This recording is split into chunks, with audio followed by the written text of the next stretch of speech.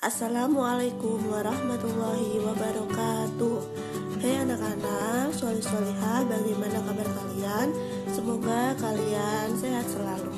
Kali ini kita belajar matematika, masih bab 5, yaitu tentang pengolahan data, yaitu subbab membaca data. Sebelum belajar, mari kita membaca basmalah bersama-sama. Bismillahirrahmanirrahim. Nah, anak-anak, kali ini kita akan belajar membaca data. Materi sebelumnya yaitu tentang pengumpulan data. Kalian harus sudah paham. Nah, sekarang kita akan belajar membaca data. Apakah itu membaca data? Membaca data adalah berarti menyebutkan informasi yang ada pada sajian data. Nah, bagaimana caranya? Nah, coba disimak. Membaca data itu ada bermacam-macam. Yang pertama, membaca data dalam bentuk daftar, membaca data dalam bentuk tabel, membaca data dalam bentuk diagram gambar, membaca data dalam bentuk diagram batang, membaca data dalam bentuk diagram garis, membaca data dalam bentuk diagram lingkaran. Nah, anak-anak, yang pertama membaca data dalam bentuk daftar. Nah, di situ olahraga kegemaran siswa kelas 5. Nah, ada data sebagai berikut dalam bentuk daftar. Kalian amati dulu. Di buku kalian juga ada di halaman 116. Perhatikan contoh cara membaca data berikut ya.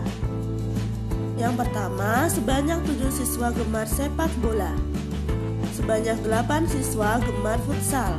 Sebanyak 5 siswa gemar basket, sebanyak 3 siswa gemar voli, sebanyak 5 siswa gemar renang, sebanyak 4 siswa gemar bulu tangkis. Nah, itu cara membaca data dalam bentuk daftar. Selanjutnya, kalian perhatikan.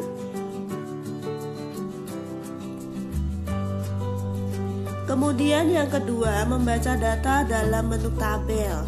Kegemaran siswa kelas 5. Perhatikan di situ ada tabel kegemaran, kemudian banyak siswanya. Cara membaca datanya adalah sebagai berikut. Kalian perhatikan.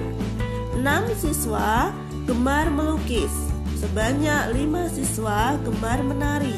Sebanyak 7 siswa gemar bermain musik. Sebanyak 8 siswa gemar bermain bola. Sebanyak 4 siswa gemar membaca buku cerita. Kemudian, membaca data dalam bentuk diagram gambar. Diagram gambar atau piktogram merupakan diagram yang menggunakan gambar untuk mewakili banyaknya data. Biasanya satu gambar dapat mewakili satu atau beberapa data. Perhatikan contoh berikut. Nah, di situ ada jumlah rumah di beberapa kompleks perumahan. Kalian bisa lihat halaman 117. Nah, di situ ada keterangan satu rumah mewakili 10 rumah. Satu gambar rumah mewakili 10 rumah. Coba di perumahan Mawar berarti ada 1, 2, 3, 4. Karena 1 mewakili 10 rumah, maka ada 40 rumah. Kemudian perumahan Bougainville terdapat 50 rumah. Coba 1, 2, 3, 4, 5. Nah, 5 dikali 10 berarti 50. Kemudian perumahan Cempaka terdapat 70 rumah. Coba 1, 2, 3, 4, 5, 6, 7. 7 kali 10 berarti 70. Kemudian perumahan Gading terdapat 60 rumah. Coba kita hitung 1, 2, 3, 4, 5, 6. Ada 6 kali 10 berarti 60. Yang terakhir perumahan Soka terdapat 80 rumah. Coba 1, 2, 3, 4, 5, 6, 7, 8. 8 kali 10 berarti 80. Nah, bagaimana anak-anak? Mudah bukan cara membaca diagram dalam bentuk gambar atau piktogram?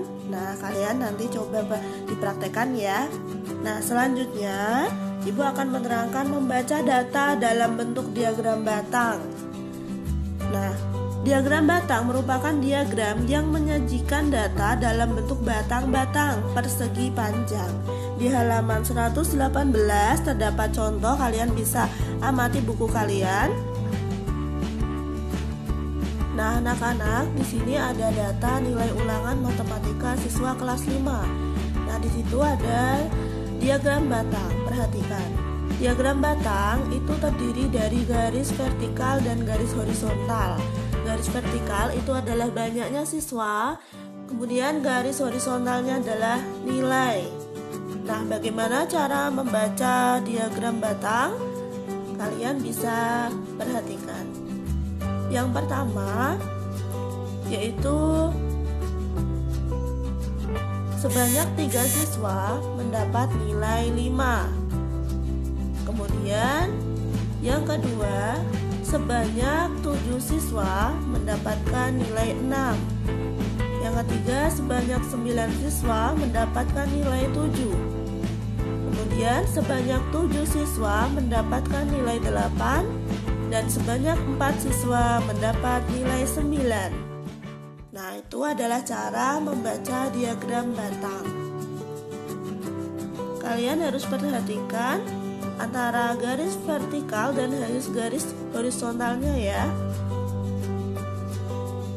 Nah, pada diagram batang, letak setiap batang-batang persegi panjang memiliki lebar yang sama. Harus dibuat terpisah dan jarak antar batang sama. Jadi kalian harus menggunakan penggaris dan diukur. Anak-anak, selanjutnya kita akan belajar membaca data dalam bentuk diagram garis. Diagram garis merupakan diagram yang menyajikan data dalam bentuk titik-titik yang dihubungkan menjadi garis lurus. Diagram garis biasanya digunakan untuk menyajikan data perkembangan atau pertumbuhan suatu hal dari waktu ke waktu setelah melakukan pengamatan. Misalnya data pertumbuhan tanaman dalam 1 bulan atau data berat badan bayi dalam 1 tahun. Perhatikan contoh berikut ini. Di situ ada diagram garis data penjualan buku. Nah, perhatikan titik-titiknya. Jika kita sesuaikan antara garis vertikal dan horizontal. Jadi diagram garis itu seperti diagram batang ya, terdapat garis vertikal dan garis horizontalnya. Garis vertikal itu adalah banyak buku terjual, kemudian garis horizontal adalah bulan. Cara membacanya yaitu pada bulan Januari terjual 20 buku. Pada bulan Februari terjual 15 buku. Pada bulan Maret terjual 33 buku. Pada bulan April terjual 24 buku. Pada bulan Mei terjual 10 buku. Nah, sama seperti diagram batang tadi ya, pada diagram garis menyesuaikan bulan dengan banyaknya buku yang terjual tersebut. Selanjutnya yaitu membaca data dalam bentuk diagram lingkaran. Diagram lingkaran merupakan diagram yang menyajikan data dalam bentuk sebuah lingkaran yang dibagi menjadi beberapa bagian atau juring. Setiap juring dibuat berdasarkan besar persentase atau besar sudut setiap data. Perhatikan diagram lingkaran dan cara membacanya berikut. Ada buah kesukaan dari 40 siswa kelas 5. Nah, di situ perhatikan terdapat bagian-bagian juring ya. Warna biru itu adalah apel 20%, kemudian jeruk warna kuning 35%, kemudian pisang warna hijau 20%, ada mangga warna ungu 25%.